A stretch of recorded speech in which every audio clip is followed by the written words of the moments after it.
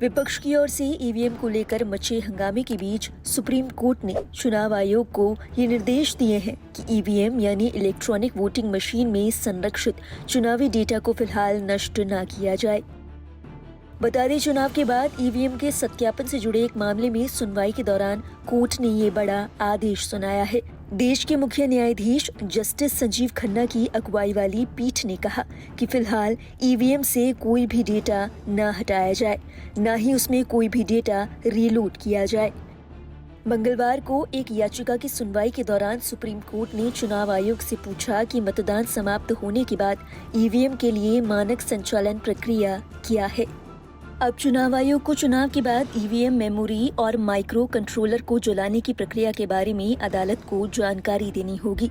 दरअसल association for democratic reforms की एक याचिका में मांग की गई थी कि वोटों की गिनती समाप्त होने के बाद भी मशीनों से डेटा नष्ट न किया जाए।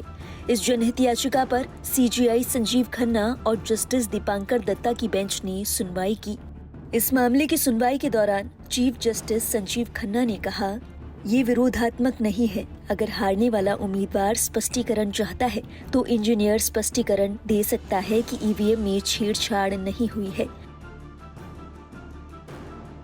याचिका में मांग की गई है कि ईवीएम की जली हुई मेमोरी और माइक्रो कंट्रोलर को पेशेवर इंजीनियर से सत्यापित कराया जाए कि ईवीएम से किसी तरह की छेड़छाड़ नहीं हुई है।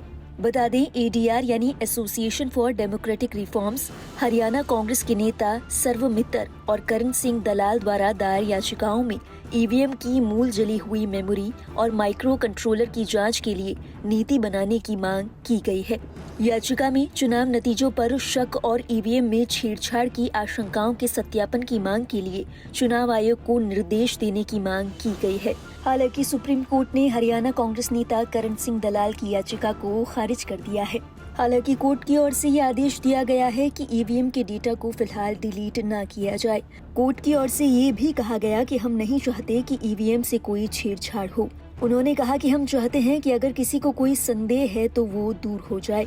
बेंच ने कहा कि शायद इंजीनियर बता सके कि ईवीएम से कोई छेड़छाड़ हुई है या नहीं। बेंच की ओर से ये भी कहा गया कि आप में से कौन सही और कौन गलत हमें ये नहीं पता, हम सिर्फ पता लगाने की कोशिश कर रहे हैं। बेंच की ओर से कहा गया कि हम करण सिंह दलाल की याचिका पर विचार करने के लिए इच्छुक नहीं हैं। हम विस्तृत प्रक्रिया नहीं चाहते। हम चाहते हैं कि आप आएं और प्रमाणित करें। कोर्ट ने इस मामले में चुनाव आयोग से 15 दिनों में जवाब दाखिल करने के लिए कहा है। इस मामले में अगली सुनवाई 17 मार्च को होनी है।